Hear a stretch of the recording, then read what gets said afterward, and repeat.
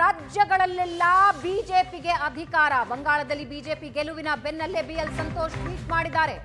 ಉತ್ತರಾಖಂಡ್, ಉತ್ತರ ಪ್ರದೇಶ, ಬಿಹಾರ, ಬಂಗಾಳ, ಗಂಗಾ ನದಿ ಹರಿಯುವ 4 ರಾಜ್ಯಗಳಲ್ಲಿ ಬಿಜೆಪಿಗೆ ಅಧಿಕಾರ. ಗಂಗಾ ನದಿ ಪಾತ್ರದ ರಾಜ್ಯಗಳು ಅಭಿವೃದ್ಧಿಗೆ ಮತ ಹಾಕಿವೆ.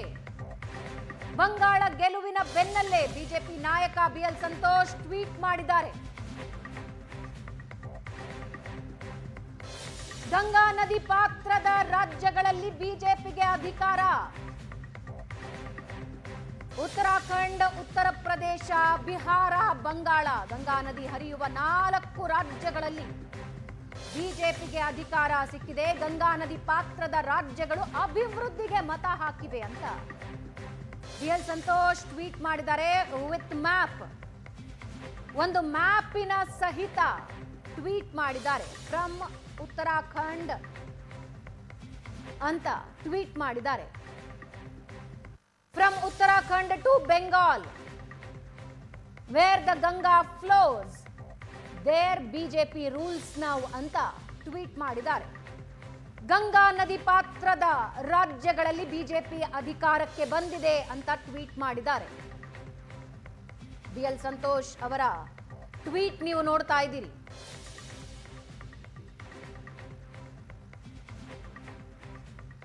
ಗಂಗಾ ನದಿ ಪಾತ್ರದ ರಾಜ್ಯಗಳಲ್ಲಿ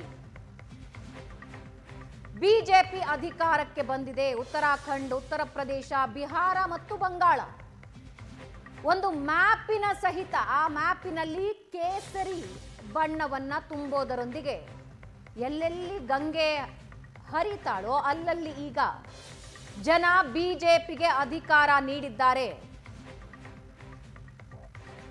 ಗಂಗಾ ನದಿ ಪಾತ್ರದ ರಾಜ್ಯಗಳು ಅಭಿವೃದ್ಧಿಗೆ ಮತ ಹಾಕಿವೆ ಅಂತ ಗೆಲುವಿನ ಖುಷಿಯನ್ನ ಬಿಎಲ್ ಸಂತೋಷ್ ಹಂಚಿಕೊಂಡಿದ್ದು ಹೀಗೆ. ಒಂದು ಮ್ಯಾಪಿನಲ್ಲಿ ಕೇಸರಿ ಬಣ್ಣದೊಂದಿಗೆ ಆಯಾ ರಾಜ್ಯಗಳನ್ನ ಗುರುತಿಸಿ ಪೋಸ್ಟ್ ಹಾಕಿದ್ದಾರೆ.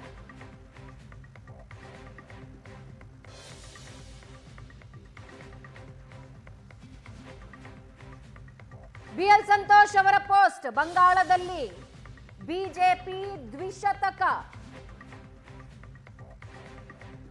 ಇದರೊಂದಿಗೆ ಗಂಗಾ ಪಾತ್ರದ ರಾಜ್ಯಗಳಲ್ಲಿ ಜನ ಅಭಿವೃದ್ಧಿಗೆ ಮತ ಹಾಕಿದ್ದಾರೆ ಅಂತ ಬಿಎಲ್ ಸಂತೋಷ್ ಟ್ವೀಟ್ ಮಾಡಿದ್ದಾರೆ. ಆ ಟ್ವೀಟ್ ನ ಫೋಟೋ ನೀವು ನೋಡ್ತಾ ಇದ್ದೀರಾ. ಮ್ಯಾಪ್ ಇದೆ. ಗಂಗೆ ಉಗಮದಿಂದ ಸಾಗರ ಸೇರುವವರೆಗಿನ ರಾಜ್ಯಗಳನ್ನ ಕೇಸರಿ ಬಣ್ಣದಲ್ಲಿ ಗುರುತಿಸಿ, ಗಂಗೆಯ ಹರಿವನ್ನ ಅದರಲ್ಲಿ ಗುರುತಿಸಿ ಬಿಎಲ್ ಸಂತೋಷ್ ಪೋಸ್ಟ್ ಮಾಡಿದ್ದಾರೆ. From Uttarakhand to Bengal, where the Ganga flows, there BJP rules now ಅಂತ ಪೋಸ್ಟ್ ಮಾಡಿರೋದನ್ನ ನೀವು ನೋಡ್ತಾ ಇದ್ದೀರಾ. ಗಂಗೆ ಎಲ್ಲೆಲ್ಲಿ ಹರಿದು ಬರ್ತಾ ಇದ್ದಾಳೋ, ಗಂಗೆಯ ನದಿ ಪಾತ್ರಗಳು ಎಲ್ಲೆಲ್ಲಿವೆಯೋ ಅಲ್ಲೆಲ್ಲ ಬಿಜೆಪಿ ಸರ್ಕಾರ ಅಧಿಕಾರಕ್ಕೆ ಬಂದಿದೆ. ಸೂಚ್ಯವಾಗಿ ಒಂದು ಫೋಟೋ, ಒಂದು ಮ್ಯಾಪ್ ಅನ್ನ ಕೂಡ ಹಾಕಿದ್ದಾರೆ. ಬಿಜೆಪಿಗೆ ಆ ರಾಜ್ಯಗಳಲ್ಲಿ ಮತದಾರ ಪ್ರಭು ಮತ ಹಾಕಿದ್ದಾನೆ ಅಂತ ತನ್ನ ಸಂತೋಷ ಹಂಚಿಕೊಂಡಿದ್ದಾರೆ ಬಿಎಲ್ ಸಂತೋಷ್.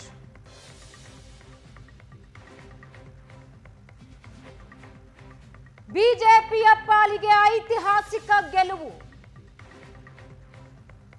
3 ಕ್ಷೇತ್ರಗಳಿಂದ ಆರಂಭಿಸಿದ ಗೆಲುವಿನ ಓಟ 10 ವರ್ಷದ ಪೂರ್ತಿಯಲ್ಲಿ ದ್ವಿಶತಕಕ್ಕೆ ಬಂದು ನಿಂತಿದೆ. 2011ರಲ್ಲಿ ಬಿಜೆಪಿಯ ಅಸ್ತಿತ್ವವೇ ಬಂಗಾಳದಲ್ಲಿ ಇರಲಿಲ್ಲ.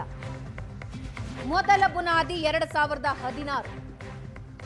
ಇನ್ನು ರಾಜ್ಯದ 2 ಕ್ಷೇತ್ರಗಳಲ್ಲೂ ಕೂಡ ಬೈ ಎಲೆಕ್ಷನ್ನಲ್ಲಿ ಸಿದ್ದರಾಮಯ್ಯ, ಡಿಕೆಶಿ ನೇತೃತ್ವದಲ್ಲಿ ರಾಜ್ಯ ಸರ್ಕಾರ ಗೆದ್ದು ಬೀಗಿದೆ. ಬಾಗಲಕೋಟೆ, ದಾವಣಗೆರೆ ಕ್ಷೇತ್ರಗಳಲ್ಲಿ ಗೆಲುವು. 2ರಲ್ಲೂ ಬಿಜೆಪಿ ಮುಗ್ಗರಿಸಿದೆ.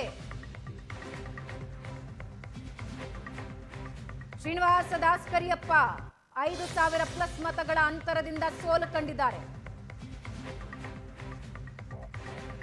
ಮಾಜಿ ಸಚಿವ ಚರಂತಿಮಠ, ಮಾಜಿ ಶಾಸಕ ಚರಂತಿಮಠ 22,332 ಮತಗಳ ಸೋಲು ಕಂಡಿದ್ದಾರೆ.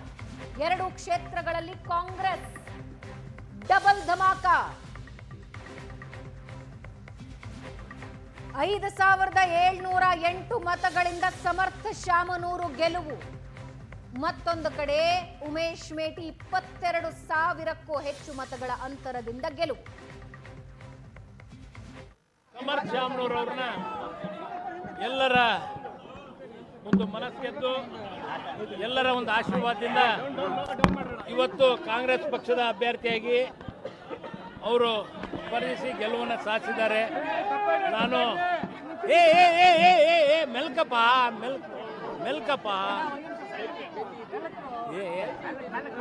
ನಮ್ಮ ದಾವಣಗೆರೆ ಜನತೆ ನಮ್ಮ ತಂದೆಯವರ ಮೇಲೆ ಇಟ್ಟಂತ ವಿಶ್ವಾಸ, ಅವರ ಮೇಲೆ ಇಟ್ಟಂತ ತಡಿಯಪ್ಪ ನಮ್ಮ ಪ್ರೀತಿ, ಅದನ್ನು ಅವರ ಮೊಮ್ಮಗನ ಮೇಲೆ ಇವತ್ತು ಮತದ ರೂಪದಲ್ಲಿ ಅವರಿಗೆ ಹಾಕಿ ಗೆಲುವನ್ನು ಕೊಟ್ಟಿದ್ದಾರೆ. ನಾನು ದಕ್ಷಿಣ ಭಾಗದ ಮತ್ತು ದಾವಣಗೆರೆ ಉತ್ತರ ಭಾಗದ ಎಲ್ಲ ನಮ್ಮ ಮತದಾರ ಬಂಧುಗಳಿಗೆ ಅಭಿನಂದನೆಗಳನ್ನು ಸಲ್ಲಿಸ್ತೇನೆ. ಏನೇ ಒಂದು ನಿರೀಕ್ಷೆ ಜಾಸ್ತಿ ಸರ್, ಅಲ್ಲ, ಒಂದು ಓಟ್ನಾಗ ಗೆದ್ರು ಗೆದ್ದಂಗೆ, ಒಂದು ಓಟ್ನಾಗ ಗೆದ್ರು ಗೆದ್ದಂಗೆ, 50,000 ಓಟ್ನಾಗ ಗೆದ್ರು ಗೆದ್ದಂಗೆ. ಒಟ್ಟು ಇದು ನಮ್ಮ ಗೆಲುವು. ಬಹಳ ಒಂದು ಕಿರಿ ವಯಸ್ಸಿನಲ್ಲಿ ನಮ್ಮ ಹೈಕಮಾಂಡ್ನವರಿಗೆ ಹೆಚ್ಚಿನ ರೀತಿಯಿಂದ ನಮ್ಮ ಮೇಲೆ ವಿಶ್ವಾಸ ಇಟ್ಟು ಈ ಒಂದು ಸ್ಥಾನವನ್ನು ನಾವು ಉಳಿಸಿಕೊಂಡಿದ್ದೇವೆ. ಮೊದಲ ಪ್ರತಿಕ್ರಿಯೆ ಏನು ಅಂದರೆ ಎಲ್ಲ ಮತದಾರರಿಗೆ ಧನ್ಯವಾದಗಳು ಹೇಳಬೇಕಾಗಿದೆ. ಅಪ್ಪಾಜಿಯವರ ಕ್ಷೇತ್ರ ಏನು ಕಾಂಗ್ರೆಸ್ನ ಭದ್ರಕೋಟೆ ಇದೆ, ಜನ ಎಲ್ಲರೂ ಇವತ್ತಿನ ದಿನ ಆಶೀರ್ವಾದ ಮಾಡಿದ್ದಾರೆ. ನಮ್ಮ KPCC AICC ಏನು ವರಿಷ್ಠರು ಬಂದು ಪ್ರಚಾರ ಮಾಡಿದ್ದಾರೆ. ಮತ್ತು ನಮ್ಮ ಎಲ್ಲ ಶಾಮನೂರು ಬಳಗ ಆಯಿತು, ಕಾಂಗ್ರೆಸ್ ಪಕ್ಷದ ಹಿತೈಷಿಗಳು, ಕಾಂಗ್ರೆಸ್ ಪಕ್ಷದ ವರ್ಕರ್ಸ್ ಎಲ್ಲ ಮಾಡಿದ್ದಾರೆ. ಇವತ್ತು ಸಮರ್ಥ್ ಶಾಮನೂರ್ ಅವರಿಗೆ ಒಂದು ಅವಕಾಶ ಮಾಡಿಕೊಟ್ಟಿದ್ದಾರೆ, ಒಂದು ದೊಡ್ಡ ಜವಾಬ್ದಾರಿ. ಸಮರ್ಥ್ ಕೂಡ ಅಪ್ಪಾಜಿ ಅವರು ಏನು ಅಭಿವೃದ್ಧಿ ಕೆಲಸಗಳನ್ನು ಮಾಡಿದ್ದಾರೆ, ಮುಂದುವರೆದ ಕಾಮಗಾರಿಗಳನ್ನು ಹೆಚ್ಚಿನ ಜವಾಬ್ದಾರಿಯಿಂದ ಅವ್ರು ಮಾಡಿದ್ದಾರೆ. ಇದೇ ರೀತಿ ಎಲ್ಲರ ಆಶೀರ್ವಾದ ಇರಲಿ ಅಂತ ನಾನು ಬಯಸ್ತೀನಿ. ಅಲ್ಲ, ಅದೇ ಹೇಳ್ತಾ ಇದೆ, ಎಲ್ಲ ರಿಸಲ್ಟೇ ಹೇಳ್ತಾ ಇದೆ. ಸುಮಾರು 5,000 ಮತಗಳ ಅಂತರದಲ್ಲಿ ಆಶೀರ್ವಾದ ಮಾಡಿದ್ದಾರೆ. ಸೊ ಜನರು ನೋಡ್ತಾ ಇದ್ದಾರೆ ಯಾವ ಕುಟುಂಬ ಅವ್ರ ಪರವಾಗಿದೆ, ಯಾವ ವ್ಯಕ್ತಿ ಅವರಿಗೆ ಪರವಾಗಿದ್ದಾರೆ ಅಂತ ಸಂಪೂರ್ಣವಾಗಿ ಇವತ್ತು ವಿಶ್ವಾಸದ ಮತ ಕೊಟ್ಟಿದ್ದಾರೆ. ಮೊದಲನೇ ಸುತ್ತು ಆಗಿರೋದು ಎಲ್ಲ ಬಿಜೆಪಿ ವಾರ್ಡ್ಸ್, ಅದು ನಮ್ಮ ಮುಸ್ಲಿಂ ವಾರ್ಡ್ಸ್ ಬಂದಿರಲಿಲ್ಲ. ಅಲ್ಪಸಂಖ್ಯಾತರು ಯಾವಾಗಲೂ ನಮ್ಮ ಪರವಾಗಿದ್ದಾರೆ. ಎಲ್ಲರೂ ಕಾಂಗ್ರೆಸ್ ಕಾರ್ಯಕರ್ತರು, ನಮ್ಮ ಮತದಾರರು, ರಾಜ್ಯದಲ್ಲಿ ದೇಶದಲ್ಲಿ ಎಲ್ಲ ಲೀಡರ್ಗಳು ಎಲ್ಲ ಬೆಂಬಲ ಆಶೀರ್ವಾದ ಕೊಡ್ತಾರೆ. ಎಲ್ಲ ಸೋಲುಗಿಂತ ಇದು ಒಂದು ಜವಾಬ್ದಾರಿ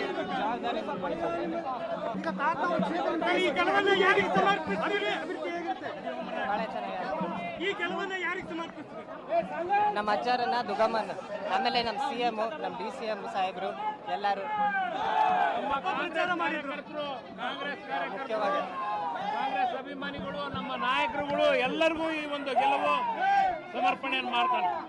ದಾವಣಗೆರೆ ದಕ್ಷಿಣ ವಿಧಾನಸಭಾ ಕ್ಷೇತ್ರದ ಚುನಾವಣಾ ಫಲಿತಾಂಶ ಹೊರಬಿದ್ದಿದೆ.